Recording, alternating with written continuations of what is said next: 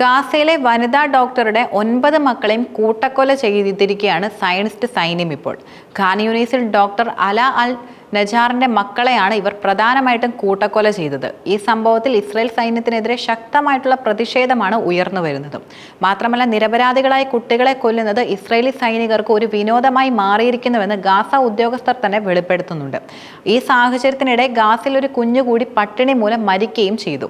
ഗാസയിലെ 70,000-ലധികം കുട്ടികൾ പോഷകാഹാരക്കുറവ് നേരിടുന്നുണ്ടെന്ന് ലോക ഭക്ഷ്യപരിപാടി മുന്നറിയിപ്പ് നൽകുന്നതിനിടെയാണ് 4 വയസ്സുള്ള മുഹമ്മദ് യാസിൻ ഭക്ഷണക്കുറവ് മൂലം ഇപ്പോൾ മരിച്ചിരിക്കുന്നത്. അൽബറാക്കയിലെ ദേർ അൽ ബലായിൽ ഇസ്രായേൽ നടത്തിയ വ്യോമാക്രമണത്തിൽ ഗാസയിലെ ഏറ്റവും പ്രായം കുറഞ്ഞ മാനുഷിക മാധ്യമ പ്രവർത്തക യാക്കിൻ ഹമദ് കൊല്ലപ്പെട്ടതിന് പിന്നാലെയാണ് പുതിയ മരണങ്ങളും ഇപ്പോൾ പ്രധാനമായിട്ടും റിപ്പോർട്ട് ചെയ്തിരിക്കുന്നത്. സഹോദരൻ മുഹമ്മദ് ഹമദിനൊപ്പം കുടിയിറക്കപ്പെട്ട കുടുംബങ്ങൾക്ക് സഹായം എത്തിക്കുന്നതിനിടെയാണ് ഈ ആക്രമണം കൂടുതലും ഉണ്ടായത്.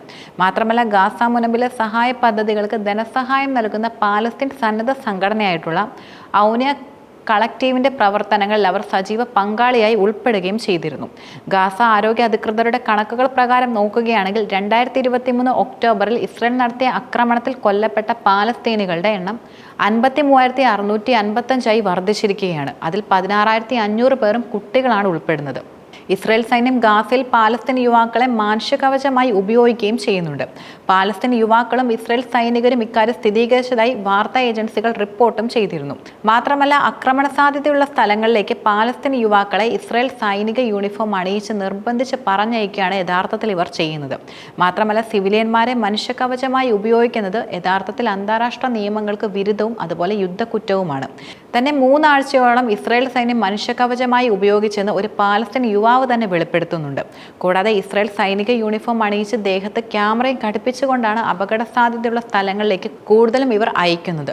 മാത്രമല്ല, ബോംബുകളോ തോക്കേന്തിയവരോ ഇല്ലെന്ന് ഉറപ്പാക്കിയ ശേഷമേ സൈന്യം പിന്നാലെ പ്രവേശിക്കുകയും ചെയ്യുകയുള്ളൂ. ക്രൂരമായി മർദ്ദിച്ചെന്ന് പറയുന്നത് പോലെ ചെയ്തില്ലെങ്കിൽ കൊല്ലുമെന്നായിരുന്നു സൈന്യത്തിന്റെ ഭീഷണിയെന്ന് 36-കാരനായിട്ടുള്ള വ്യക്തി പറയുകയുണ്ടായി.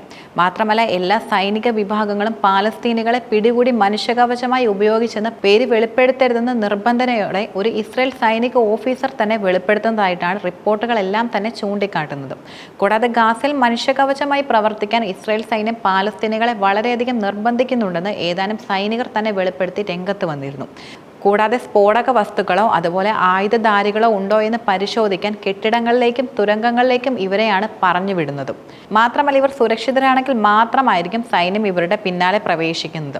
19 മാസമായി ഗാസയിൽ ഇത് സർവ്വസാധാരണമാണെന്നും സൈനികർ വെളിപ്പെടുത്തുന്നുണ്ട്. മാത്രമല്ല, മനുഷ്യകവചമായി ഉപയോഗിക്കുന്നത് ഇസ്രയേലിന്റെ അധാർമികത വ്യക്തമാക്കുന്നതായി ഹമാസ് ശക്തമായി കുറ്റപ്പെടുത്തി. ഹമാസ് സാധാരണക്കാരെ കവചമായി ഉപയോഗിക്കുന്നുവെന്ന് ഇസ്രായേൽ സൈന്യം ആരോപണവും ഉന്നയിച്ച് രംഗത്ത് വന്നിരുന്നു. മൊസ്കിറ്റോ പ്രോട്ടോകോൾ എന്നാണ് പാലസ്തീനികളെ മനുഷ്യകവചമായി ഉപയോഗിക്കുന്നതിനെ വിശേഷിപ്പിക്കുന്നതെന്നുള്ള റിപ്പോർട്ടുകളും പുറത്തു വരികയുണ്ടായി. അതേസമയം ഗാസയിൽ ഇസ്രായേൽ ദിവസങ്ങളായി തുടരുന്ന വംശഹത്യ കൂട്ടക്കുരുതിയിലും അതുപോലെ ഉപരോധത്തിലും ശക്തമായ പ്രതിഷേധവുമായി അമേരിക്കയിലെ ക്രിസ്ത്യൻ ആക്ടിവിസ്റ്റുകളും രംഗത്ത് വരികയുണ്ടായി. കൂടാതെ ന്യൂയോർക്ക് നഗരത്തിലെ UN ആസ്ഥാനത്തിന് പുറത്ത് ഗാസയ്ക്ക് ഐക്യദാർഢ്യം പ്രഖ്യാപിച്ചുകൊണ്ട് തന്നെ 40 ദിവസത്തെ ഉപവാസ സമരം ആരംഭിച്ചിരിക്കുകയാണ് ഇവർ പ്രധാനമായിട്ടും. മാത്രമല്ല, ഗാസയ്ക്ക് മാനുഷിക സഹായം നൽകണമെന്നും അതുപോലെ ഇസ്രായേലിലേക്കുള്ള US ആയുധ കൈമാറ്റം അവസാനിപ്പിക്കണമെന്നും പ്രതിഷേധക്കാർ ആവശ്യപ്പെടുകയും ചെയ്തു. യുദ്ധവിരുദ്ധ സംഘടനയായിട്ടുള്ള വെറ്ററൻസ് ഫോർ പീസും ക്രിസ്ത്യൻ ആക്ടിവിസ്റ്റുകളും ചേർന്നുകൊണ്ടാണ് പ്രധാനമായിട്ടും ഉപവാസം ആരംഭിച്ചിരിക്കുന്നത്. അതുപോലെ Pax Christi, friends of Sabeel North America, Mennonite Palestine Israel network, Presbyterian ചർച്ചിന്റെ പാലസ്തീൻ ജസ്റ്റിസ് നെറ്റ്വർക്ക് തുടങ്ങിയ സംഘടനകളും ഉപവാസത്തിൽ വലിയ രീതിയിൽ പങ്കുചേരുകയുണ്ടായി. രാജ്യമെങ്ങും 249 പേരാണ് ഉപവാസം അനുഷ്ഠിക്കുന്നുവെന്ന് ബന്ധപ്പെട്ടവർ അറിയിക്കുകയും ചെയ്തിരുന്നു. സഹായം എത്തിച്ചില്ലെങ്കിൽ ഗാസയിൽ അടുത്ത 48 മണിക്കൂറിനുള്ളിൽ യഥാർത്ഥത്തിൽ 14,000-ലധികം കുഞ്ഞുങ്ങൾ മരണപ്പെടുമെന്ന് ഐക്യരാഷ്ട്രസഭയുടെ ഹ്യൂമാനിറ്റേറിയൻ വിഭാഗം തലവൻ ടോം ഫ്ലെച്ചർ അടുത്തിടെ പറയുകയും ചെയ്തതാണ്.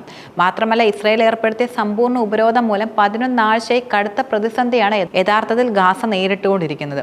ഗാസയിൽ ഭക്ഷണം, മരുന്ന്, ഇന്ധനം എന്നിവയുടെ കുറവ് വലിയ രീതിയിൽ പ്രദേശത്തെ ബാധിക്കുകയും ചെയ്തിട്ടുണ്ട്. മാത്രമല്ല, പരിമിതമായ സഹായ ട്രക്കുകൾക്ക് അനുമതി ലഭിക്കുകയും ചെയ്തിരുന്നു. പക്ഷേ ഗാസയിൽ ഭക്ഷ്യവിതരണത്തിന് ഇനിയും സംവിധാനമായിട്ടുമില്ല.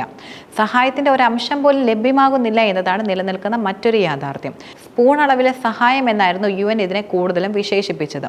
അതുപോലെ സഖ്യകക്ഷി രാജ്യങ്ങളുടെ സമ്മർദ്ദത്തെ തുടർന്നുകൊണ്ട് ഗാസയിലേക്ക് ഇസ്രായേൽ കടത്തിവിട്ട ട്രക്കുകളിൽ മാനുഷിക സഹായ വിതരണം തുടങ്ങുകയും ചെയ്തിരുന്നു. പക്ഷേ ആവശ്യത്തിന്റെ ഒരംശം സഹായം മാത്രമേ ഇവിടേക്ക് കടത്തിവിട്ടിട്ടുള്ളൂ.